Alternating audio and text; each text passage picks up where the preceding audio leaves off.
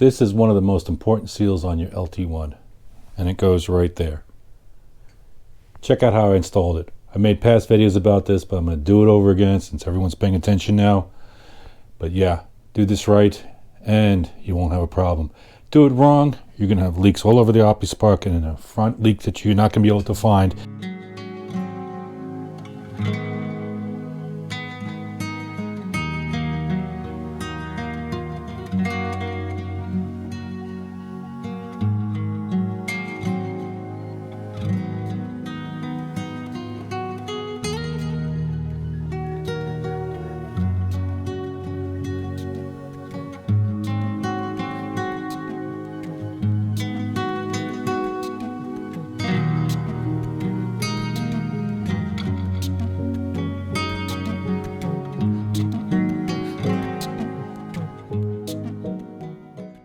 Alright, sometimes I'd rather pull my nails out than do with this particular seal for these LT1s. Again, this is the top seal for the water pump seal. This is notorious for leaking and being installed wrong. This is the most important seal, I think, on the timing chain cover, or actually the engine, because this could cause havoc on here.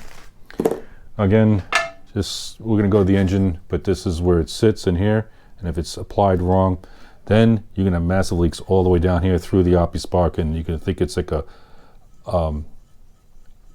crank cup seal or an Opti seal, but it also piss oil all over your OptiSpark that sits right here. Quick thing that I do is I try to put some oil to lubricate the seal a little bit, to make it a little bit pliable. I usually stick a smaller 3/8 socket through there to at least stretch out the seal just a tiny bit, just to get it where it's pliable. Also, this is a two-part seal, or it's two seals in one basically. If you look out here, this seal actually is pushed out, which goes towards the engine, and then there's another seal over here that comes out that double seals it, I guess, if I'm terminology of that. Basically, I take a 1/2-inch socket like this, a thin wall 1/2-inch socket.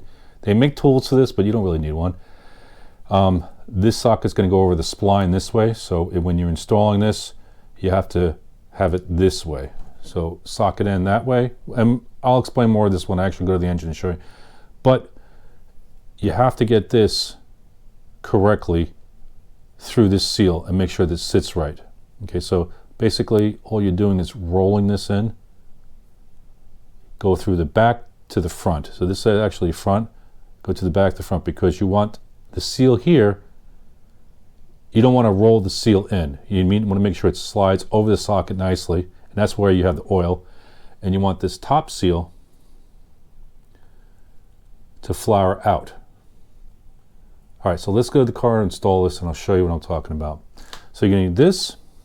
This is a 1/2-inch thin wall socket. Something like a 19 millimeter to go over here. This is going to drive the seal in, and a hammer.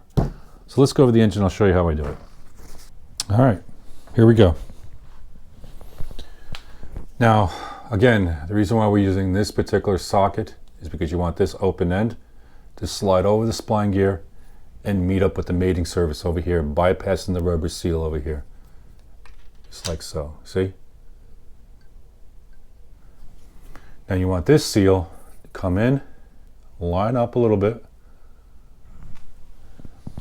keep everything in thing. Come in with a whatever socket that's going to cover this seal or be flush with it, like a 19 millimeter. Oops.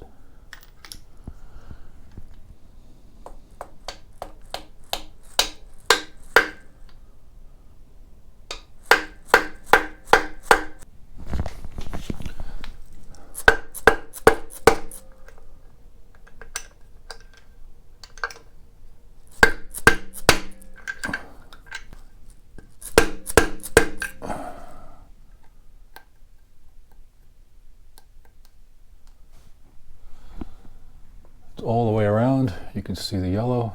All right, that's good. Hope this helps. Talk to you later.